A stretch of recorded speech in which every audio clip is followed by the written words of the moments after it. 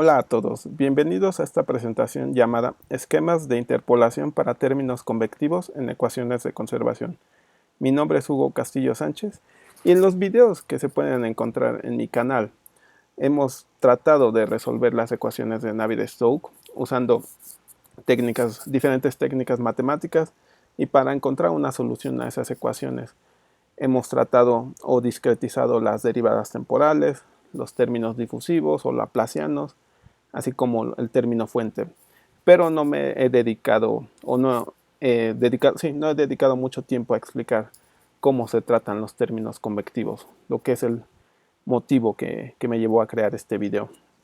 Y bueno, en esta presentación precisamente quiero hablar sobre la importancia de esos términos convectivos, no solamente en las ecuaciones de Navier-Stokes, sino en diferentes ecuaciones de conservación que son utilizadas en dinámica de fluidos computacional, como lo es la conservación de energía y la conservación de masa con reacción química.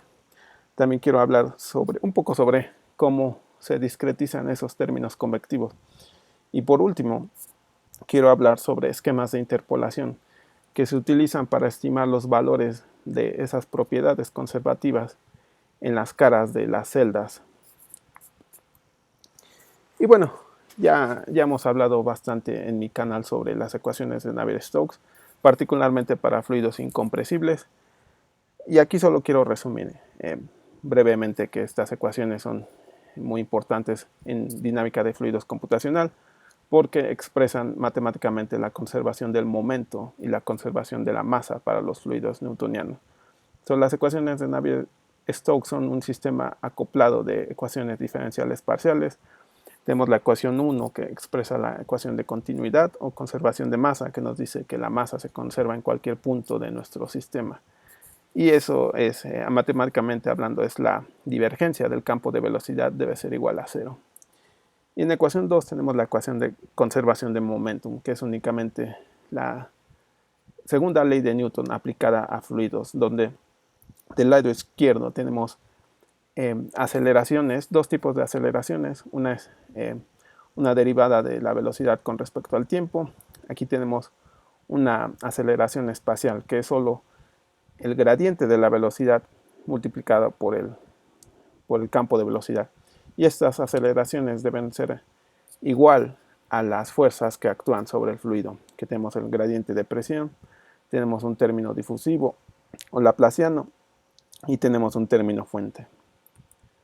Y probablemente si ustedes ya han trabajado con dinámica de fluidos computacional anteriormente, es posible que ustedes reconozcan estas ecuaciones, pero en dado caso que no, me gustaría explicar o introducir esta ecuación de conservación de energía y la ecuación de conservación de masa aplicadas a fluidos. Estas ecuaciones son usadas en dinámica de fluidos computacional y nos permiten simular o resolver problemas de flujo, por ejemplo, problemas que involucran cambios de temperatura o cambios de concentración, por ejemplo, si estamos simulando un reactor donde hay reacciones químicas y estén afectando la concentración de los componentes de los reactivos químicos. Y bueno, aquí tenemos ecuación 3, que es la ecuación de conservación de momentum. Aquí tenemos la ecuación de conservación de energía y la ecuación de conservación de masa. Y ustedes pueden notar que las ecuaciones son, matemáticamente hablando, muy similares. Esto quiere decir que estas ecuaciones de conservación son mecanismos muy similares. Toda ecuación de conservación consiste en una derivada temporal, término convectivo, un término difusivo y un término fuente. En el caso de conservación de momentum tenemos el campo de velocidad. Esta ecuación resuelve o su solución nos permite encontrar un valor del campo de velocidad para un fluido. Aquí en la ecuación 4, la ecuación está en términos de la temperatura, porque ustedes saben, la ecuación de energía expresa cambios en la energía interna, en este caso nuestro fluido, debe ser igual al calor que atraviesa nuestro sistema y el trabajo ejercido sobre el sistema. Y para la ecuación de conservación de masa tenemos, ustedes saben, esa frase famosa que la masa no se crea ni se destruye, solo se transforma. Bueno, esta ecuación expresa la concentración de la especie A. Por ejemplo, podemos tener una mezcla de 10 componentes. Entonces, esta ecuación nos dice qué tanta cantidad de la especie A hay en nuestro sistema. Y para cada una de esas especies químicas tenemos que resolver esta ecuación. Pero aquí solo estoy expresando la ecuación para la especie A, que también está compuesta de una derivada temporal, un término convectivo, un término difusivo y un término fuente. Como ustedes pueden ver, estas ecuaciones de conservación expresan leyes físicas. Para la ecuación de conservación de momentum tenemos la segunda ley de Newton. Para el caso de conservación de energía tenemos la primera ley de la termodinámica. Y para el caso de la conservación de masa es simplemente, como lo dice el nombre, la conservación de masa. Y también en el caso del término fuente, el término fuente se refiere a aquellas fuentes externas al sistema que pueden alterar la concentración, la temperatura o la velocidad de nuestro fluido. En el caso de conservación de masa, este término fuente puede ser una reacción química. En el caso de conservación de energía puede ser pérdidas de energía, por ejemplo, disipación viscosa. Y en el caso de conservación de momentum puede ser campos gravitacionales o campos electromagnéticos. Y estas ecuaciones están expresadas en términos, estas ecuaciones están expresadas en forma adimensional, y aquí pueden ver que en el término difusivo de cada ecuación aparece un número adimensional. Ustedes, si ya trabajaron con dinámica de fluidos, pueden reconocer el número de Reynolds, que compara el transporte convectivo de momentum con el transporte difusivo de momentum.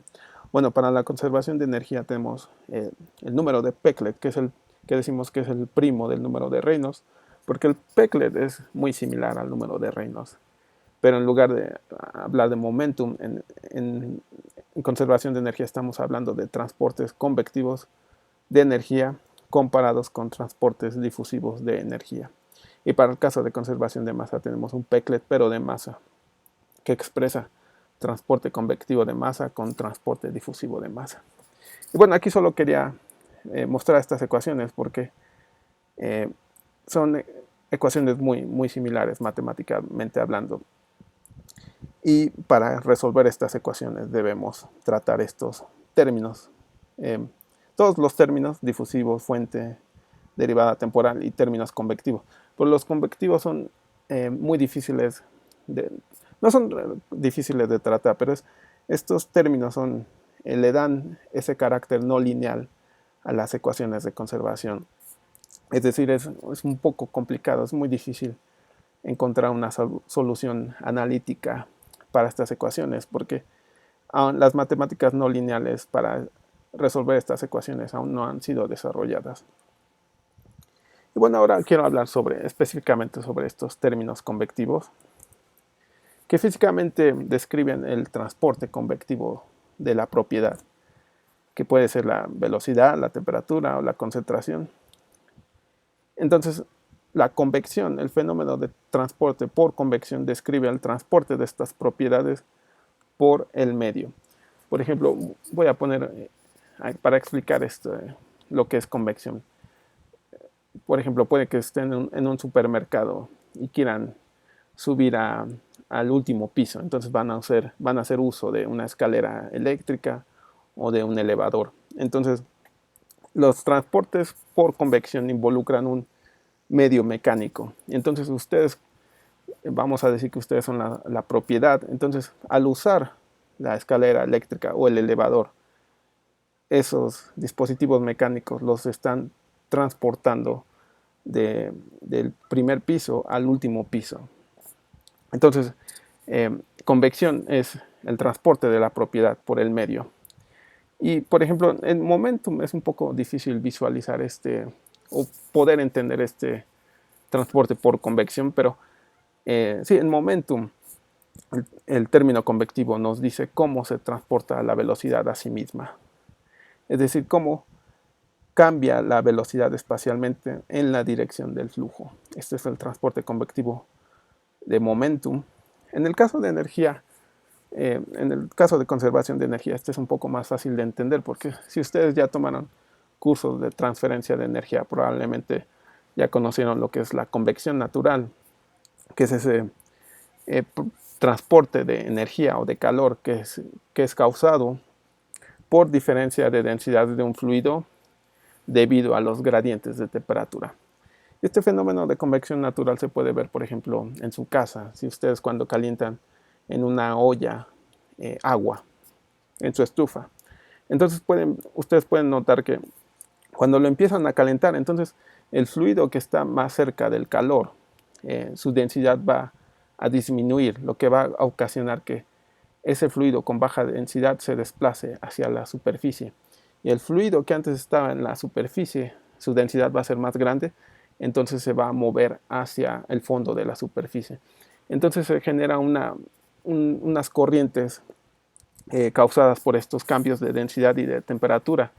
Y esos cambios se le conocen como convección natural. Y en el caso de conservación de masa, por ejemplo, si ustedes tienen un café, bueno, más bien quieren preparar un café, entonces tienen su agua caliente y con una cuchara van a estar agregando el café, y para mezclarlo, para que les quede ya bien su café bien mezclado, entonces van a usar esa cuchara. Entonces ustedes están proporcionando ayuda mecánica al sistema, entonces están transportando el café con su cuchara, y a eso se refiere al transporte por convección.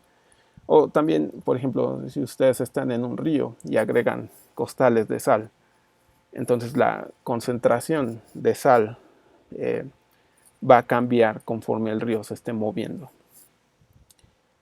Y bueno, estos términos convectivos, como ya lo mencioné antes, le dan ese carácter no lineal a las ecuaciones de conservación. Y es muy difícil tratarlos, pero generalmente se pueden ignorar cuando el número de Reynolds o el número de Peclet de energía o Peclet de masa es muy pequeño. Pero en algunos casos, en simulaciones, por ejemplo, con número de Reynolds más grande o número de Peclet más grandes, esos términos convectivos son importantes. Entonces, no se pueden ignorar. Entonces, tenemos que desarrollar técnicas matemáticas que nos permitan tratar esos términos convectivos. Y estos términos son relevantes porque permiten estudiar el comportamiento no lineal del flujo de fluidos. Y un ejemplo es el caso de flujos turbulentos, esos flujos caóticos que se observan a grandes velocidades o cuando el número de Reynolds es muy, muy grande. Y bueno, para explicar esto, cómo tratamos matemáticamente estos términos convectivos, voy a hacer uso del método de volumen finito, que ya también en mi canal ya creé un video dedicado a hablar sobre el método de volumen finito, pero en pocas palabras, en el método de volumen finito vamos a resolver las ecuaciones de conservación en cada una de las celdas de nuestro dominio. Por ejemplo, este es nuestro dominio completo, lo podemos dividir en 6 celdas.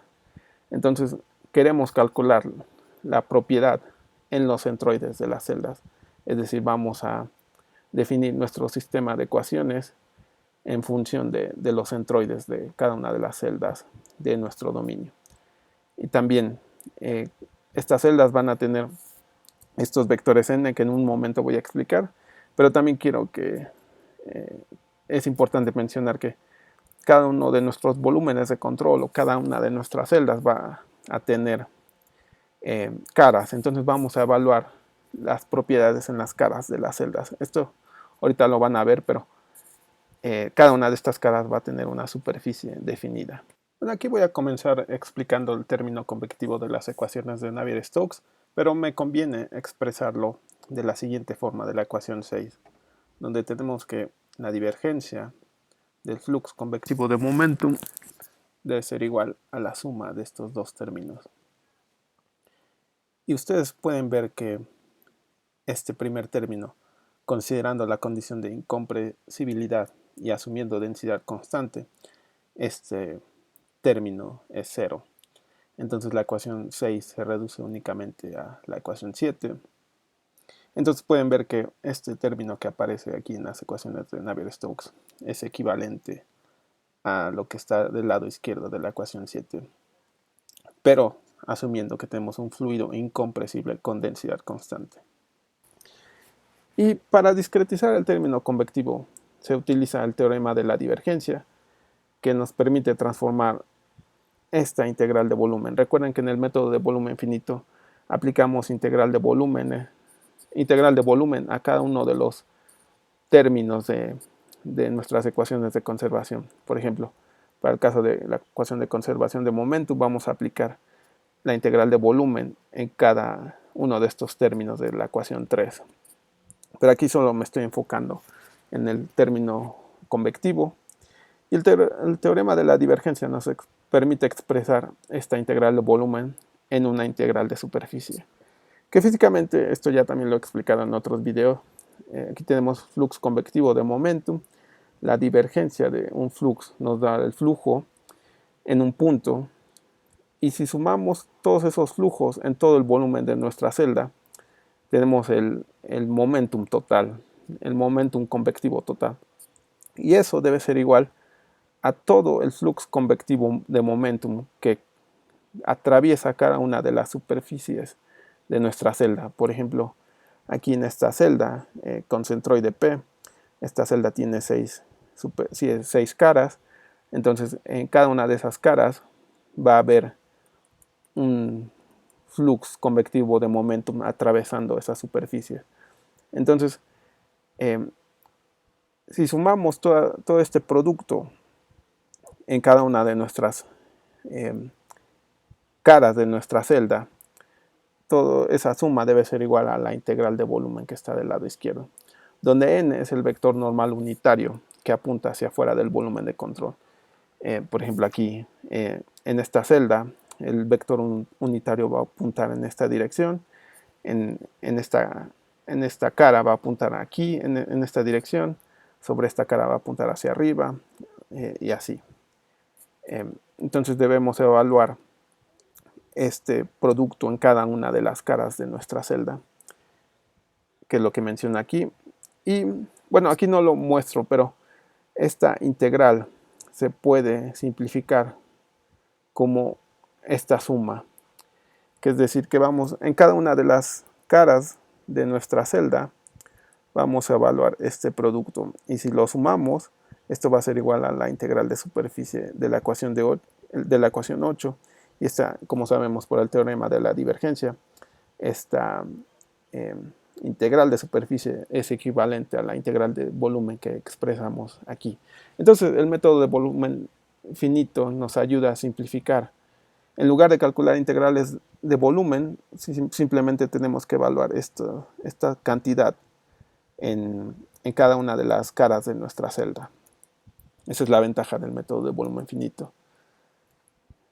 Necesitamos S, que es la superficie, aquí está expresada aquí, que es el área superficial en esta cara, en cada una de las caras.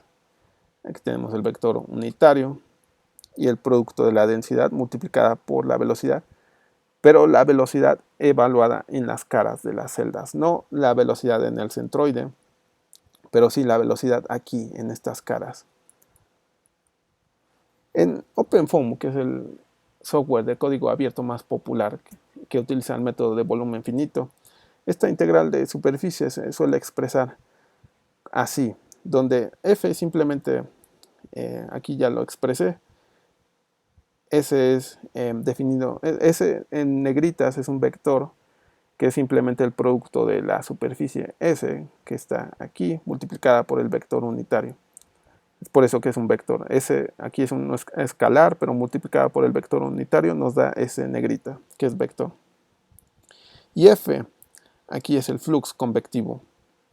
Así se le define en OpenFOAM, que es simplemente el producto entre el vector S y este producto de densidad y velocidad evaluado en las caras. Eso es importante. Aquí esta ecuación 10 y la ecuación 9 y 8 fueron expresadas para el término convectivo de las ecuaciones de Navier-Stokes, pero si lo queremos generalizar, por ejemplo, para la ecuación de conservación de energía o la ecuación de conservación de masa con reacción química, el término convectivo se puede tratar así y nos da una ecuación muy similar a la ecuación 10 que escribí aquí, donde phi puede representar la temperatura o la concentración de la especie, y esa propiedad se tiene que evaluar también en las caras de la celda de nuestro volumen de control. Y esto es importante, que necesitamos evaluar la velocidad aquí en estas caras, o la temperatura o la concentración, dependiendo de la ecuación que estemos resolviendo. Tenemos que evaluarlo en las caras de las celdas para poder evaluar estas integrales. Otro punto importante es que recuerden que en el método de volumen finito estas propiedades se definen en los centroides. Entonces no sabemos ahora los valores de la velocidad o de la propiedad en las caras. Entonces necesitamos esquemas de interpolación que nos puedan ayudar a estimar los valores de estas propiedades en las caras de las celdas, pero usando valores, usando información que sí conocemos, en este caso los valores de las propiedades en los centroides. Y existen muchos esquemas de interpolación. Tenemos el más básico, que es diferenciación central. Tenemos Upwine Differencing, Blended Differencing, Upwine Linear. Estos son varios esquemas que ahorita no los voy a explicar, pero sí lo haré en unas más adelante. Y aquí, el objetivo en esta presentación, solo voy a explicar brevemente los esquemas que utilizan únicamente las celdas vecinas que estén más cercanas del volumen de control.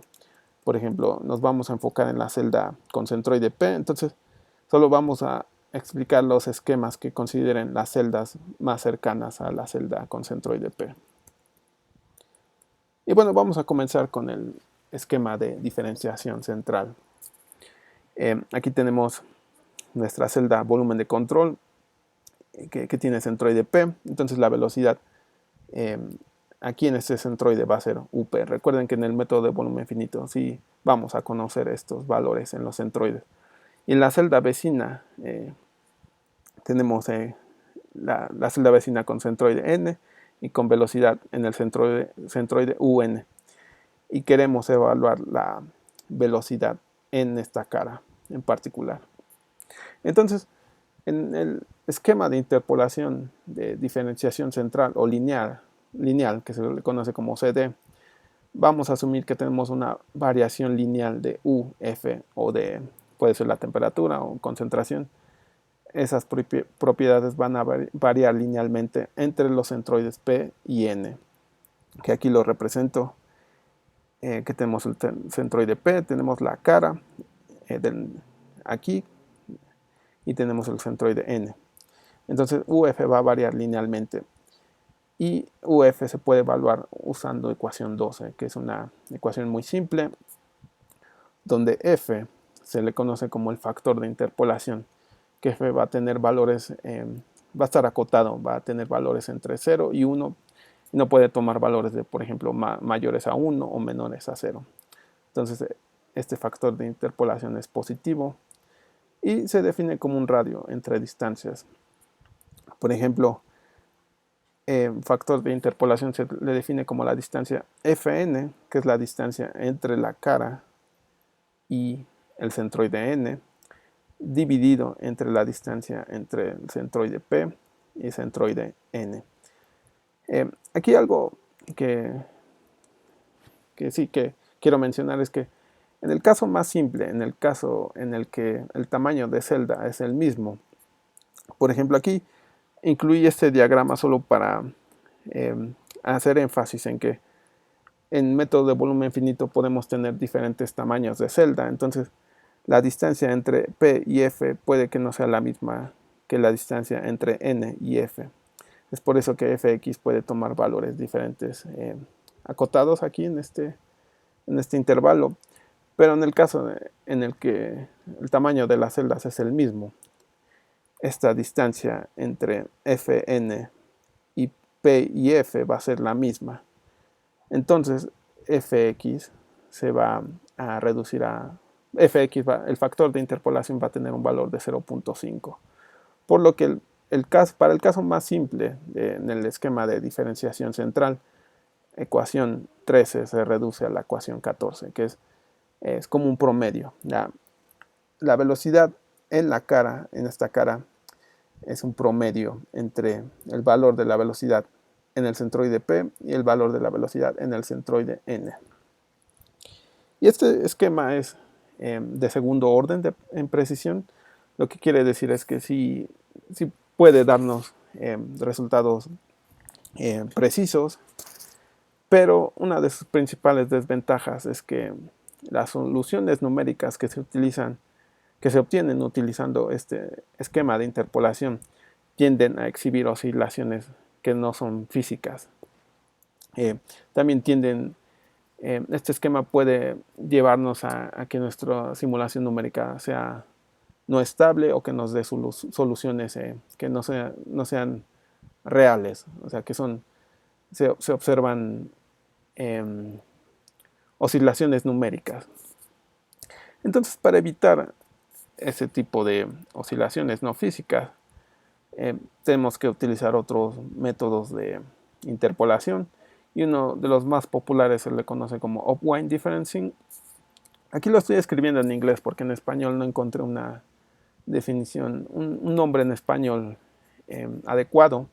En la literatura en español generalmente se le conoce como upwind. Entonces, en este esquema llamado upwind differencing, que vamos a abreviarlo como UD o UD, el valor de la velocidad en la cara va a ser determinado de acuerdo a la dirección del flujo. ¿Y qué quiere decir eso? Es que UF, o el valor de la propiedad en esta cara, va a depender de este flux convectivo que lo definimos en esta diapositiva, si ustedes recuerdan, que ahí lo definimos como el producto del vector S, o el escalar S multiplicado por el vector unitario N. F entonces es definido como ese producto y el flux convectivo de masa.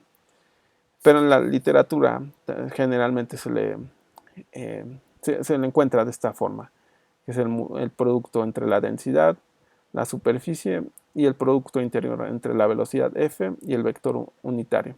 En realidad F, si ustedes calculan las unidades de todo este producto, van a obtener un flujo de masa. Por ejemplo, la densidad es kilogramos entre metro cúbico multiplicado por metro cuadrado, que es las unidades de superficie. Y si lo multiplicas todo eso por la velocidad, que es metro sobre segundo, vas a obtener kilogramo por metro cúbico. El vector unitario es adimensional, entonces todo esto nos va a dar unidades de flujo de masa, pero en la literatura se le refiere como flux convectivo de masa. Entonces, solo deben tener cuidado de no confundirse. Por eso siempre recomiendo obtener las unidades de estas cantidades, de estas variables que se definen en la literatura para entender cuál es su significado físico. Y bueno, vamos a utilizar esta variable que definimos aquí, f, que es como les decía, nos da un flujo de masa. Entonces, aquí estoy usando un diagrama donde tenemos el centroide P con velocidad UP. Aquí tenemos el centroide N con velocidad UN. Y recuerden que aquí tenemos que evaluar la velocidad en esta cara. Y aquí tenemos el vector unitario que aparece aquí. Y aquí el vector UF, que es el que queremos calcular. No, el vector n y el vector uf no necesariamente tienen que coincidir. Y bueno, aquí para explicar lo que es este esquema upwind, definimos lo que es la celda propietaria y la celda vecina, que es la celda que está al lado de la celda con centroide P. Entonces, esto es importante porque cuando el F es mayor o igual a 0, nos indica que el flujo de masa va a salir del volumen de control de la celda propietaria. Es decir, que el flujo de masa va a estar saliendo fuera de esta cara, que puede ser vista aquí en este diagrama.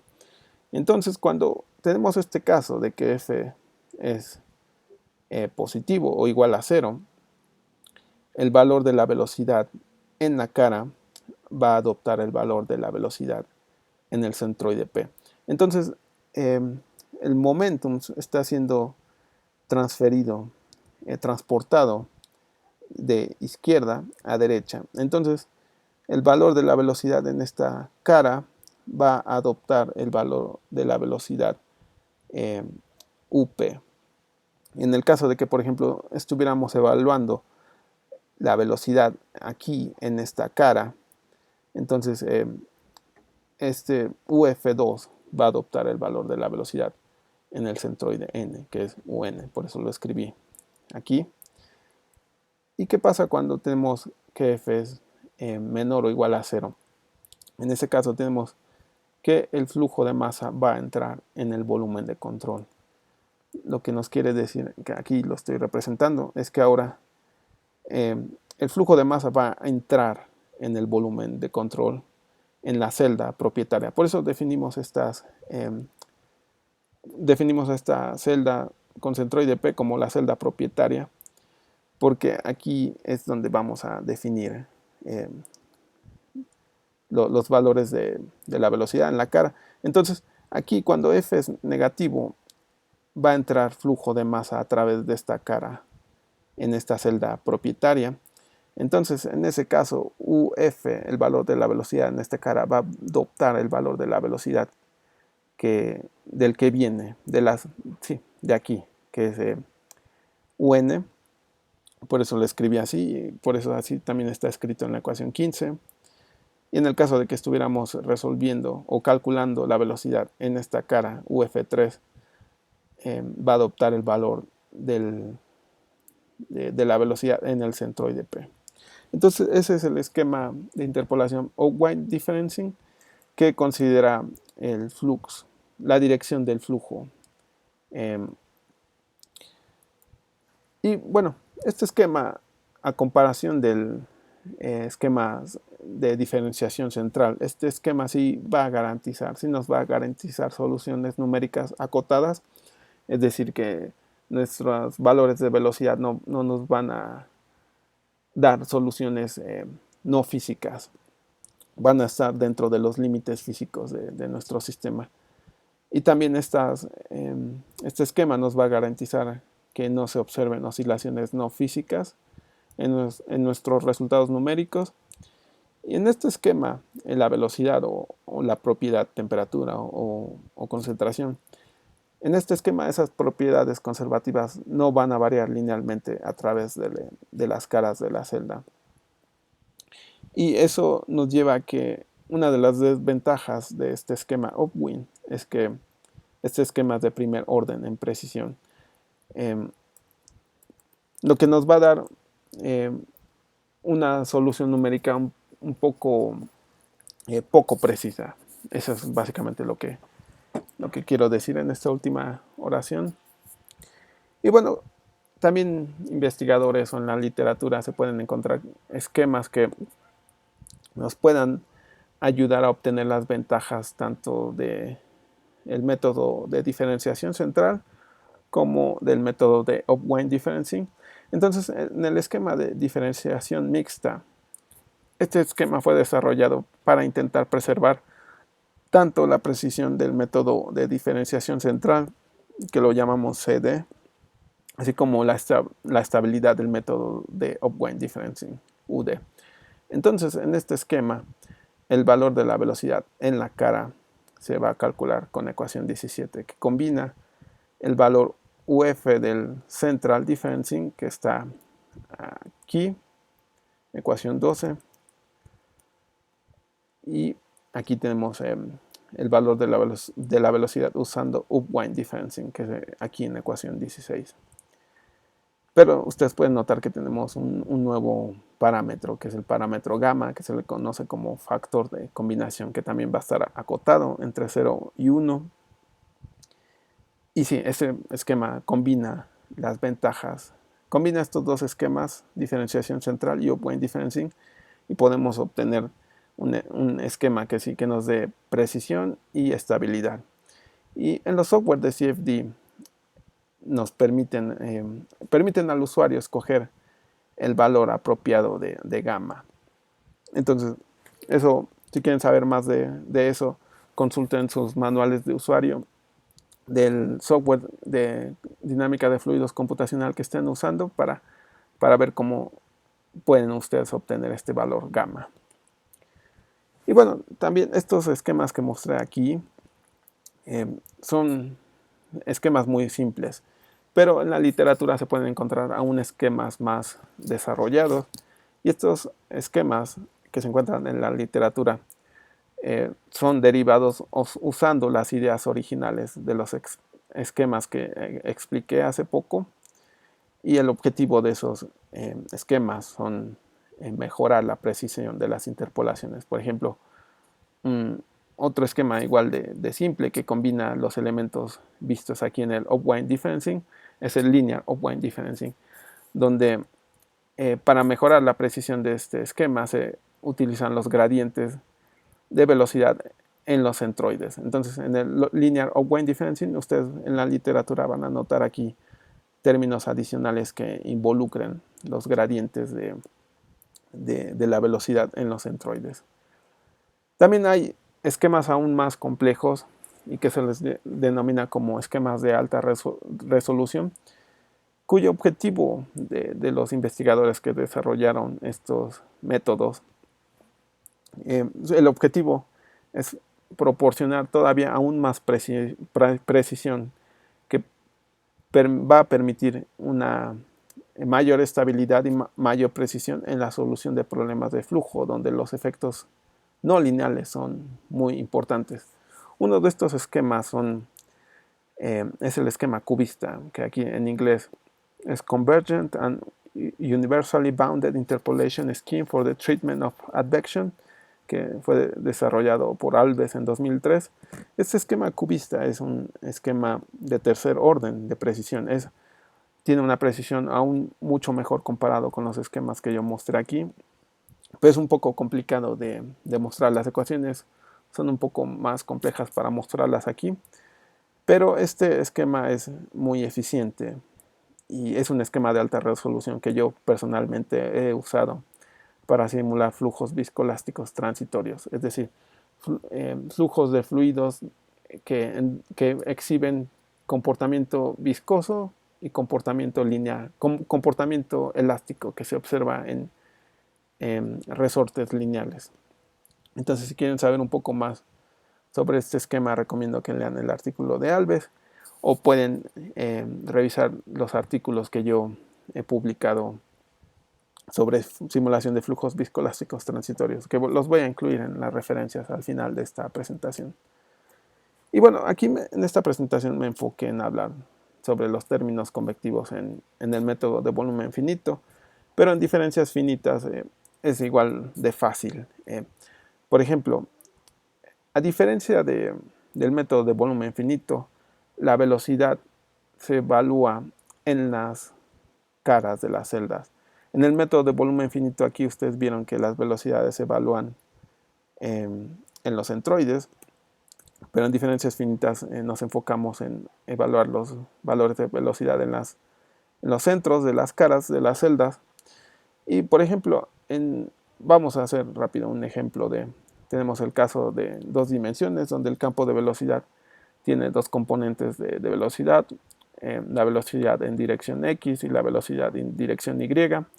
Entonces, el término convectivo, que así lo expreso aquí en diferencias finitas, se puede simplificar de la siguiente manera, que es la suma del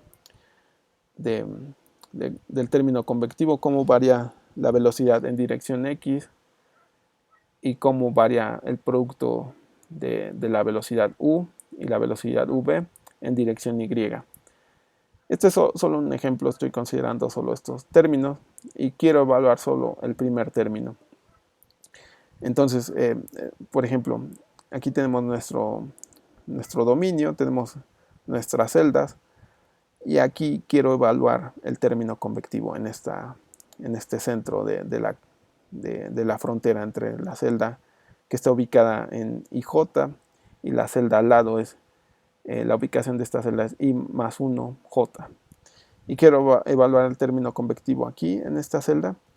Entonces, usando diferencias finitas, ustedes pueden notar que necesito los valores en los centroides, en los centros más bien, porque necesito el valor de la velocidad aquí y el valor de la velocidad aquí en IJ. Pero en diferencias finitas estas velocidades no son conocidas. Entonces tengo que utilizar métodos, esquemas de interpolación como los que mostré anteriormente. Aquí solo para ilustrar este ejemplo voy a usar diferenciación central. Entonces para evaluar necesito U, el valor de la velocidad en esta posición que es aquí, pero esta la puedo estimar como un promedio entre el valor de la velocidad en esta ubicación que sí está definida, que es aquí, y el valor de la velocidad aquí en este centro, en la frontera entre estas dos celdas. Y lo mismo para el valor de la velocidad en IJ, que es aquí. Entonces utilizo el valor de la velocidad aquí y el valor de la velocidad aquí. Es como, aquí debe ser positivo, disculpen. Así es como evalúo estos valores de velocidad. Y el término convectivo, una vez que ya tengo esto, únicamente multiplico este valor, elevo al cuadrado este valor y obtengo el lado izquierdo, y aquí igual esto lo elevo al cuadrado y obtengo el lado derecho, y si saco la diferencia obtengo el término convectivo. Y así es como se trata en diferencias finitas. Es muy fácil, y por eso me quería enfocar en el método de volumen finito, porque es el método más popular que se utiliza en dinámica de fluidos computacional. Y bueno, aquí para concluir las referencias, mi principal referencia fue la tesis del doctor Jasek, que desarrolló el método de volumen finito como en Imperial College London en 1996. También incluyo, si ustedes están interesados en saber más sobre el esquema de alta resolución cubista, pueden leer el artículo original. También mis referencias fueron la guía de programación para OpenFOAM, donde pueden leer un poco más sobre estos esquemas, el upwind, el central differencing y el diferenciación mixta, que se utilizan en OpenFOAM. Pueden leer más sobre eso. También en Rotool, que es un software que fue específicamente diseñado para simular fluidos complejos utilizando OpenFOAM. Si quieren saber más sobre esquemas de alta resolución, otros que no mencioné aquí, pueden ser encontrados en esta guía de usuario de este software. Y aquí incluyo mis artículos de investigación, artículos que ya publiqué, donde simulo flujos viscoelásticos dependientes del tiempo. Y aquí traté términos convectivos utilizando el método cubista. Entonces, solo si quieren saber un poco más sobre simulaciones, fluidos complejos, pueden consultar mis artículos. Voy a incluir un link para esos artículos en la descripción del video. Y con eso concluyo la presentación.